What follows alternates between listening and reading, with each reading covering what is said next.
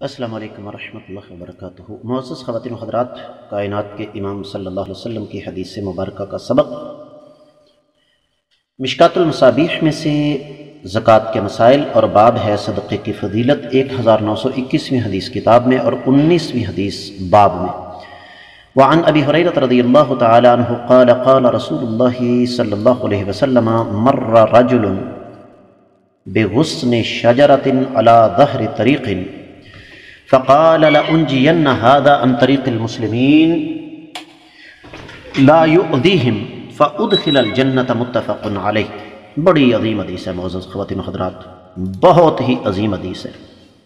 ویسے تو کائنات کے امام صلی اللہ علیہ وسلم کا کوئی بھی فرمان ایسا نہیں ہے کہ جس کو کسی بھی اعتبار سے ہلکا کہا جا سکے، لیکن بعض احادیث حقیقت میں جس کو کہتے ہیں نا کہ عظمت کے بہت اعلیٰ معیار پر، تو سیدنا ابو ہریرہ رضی اللہ تعالیٰ عنہ راوی ہیں۔ حدیث صحیح بخاری اور صحیح مسلم میں ہے۔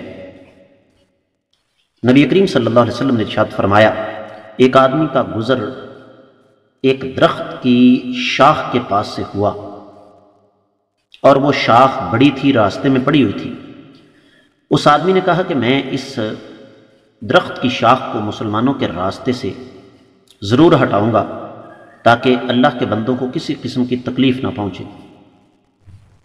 تو رب کائنات نے اس کے اس عمل کی وجہ سے اسے جنت میں داخل کر دیا۔ معزز خواتین حضرات، اس حدیث کے بارے میں کچھ بھی کہنے کی ضرورت نہیں۔ آپ خود سوچئے کہ اگر ایک شاخ راستے میں پڑی ہوئی ٹہنی، اگر وہ بندہ راستے سے ہٹا دے تو رب کائنات اس کے سارے گناہوں کو معاف کر کے اسے جنت میں داخل کر دیں گے۔ تو خود سوچئے، اگر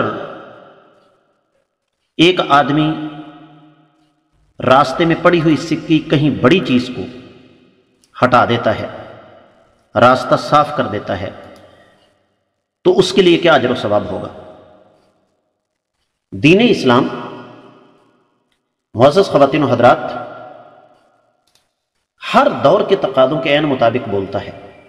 آج ہم گاڑی پارک کرتے وقت یا موٹر سائیکل کھڑی کرتے وقت کبھی بھی اس بات پر غور نہیں کرتے کہ ہم کیا کر رہے ہیں۔ اس حدیث کا مفہوم مخالف یہ ہے کہ اگر مسلمانوں کا راستہ تو روکا جائے تو بندہ جہنم میں جاتا ہے۔ تو اس پر ضرور غور کیجئے گا، اور یہ چھوٹی چھوٹی نیکیاں ہیں، ان کو کما لیجئے، شاید اسی بہانے ہماری مغفرت ہو جائے۔ 1922ویں حدیث کتاب میں 20ویں حدیث باب میں، وعنہ قال قال رسول اللہ صلی اللہ علیہ وسلم لقد رأيت رجلا يتقلب في الجنة في شجرة قطعها من ظهر الطريق كانت تؤذي الناس، رواہ مسلم۔ معزز خواتین و حضرات، حدیث صحیح مسلم میں آ گئی ہے، لہذا اس کی سند پر کوئی تبصرہ کرنے کی ضرورت نہیں ہے۔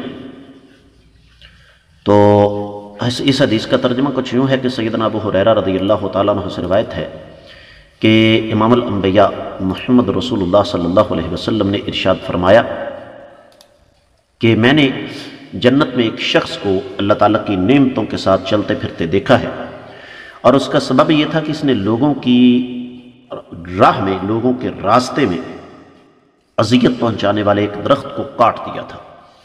تو آپ خود سوچیں کہ اگر ایک درخت جو کہ اذیت پہنچانے والا ہے، اگر اس کو ایک انسان کاٹ دے تو اللہ رب العزت اسے معاف فرما کر جنت میں داخل کر دیتے ہیں۔ تو اگر ہم اس سے آگے بڑھ کر اپنے مسلمان بھائیوں کے لیے یا انسانیت کے لیے آسانیاں پیدا کریں گے، مشکلات جو ہیں ان کی دور کرنے کی کوشش کریں گے، تو اللہ ملک العلام رب ذو الجلال والاکرام ہمیں کیا کچھ عطا نہیں کریں گے۔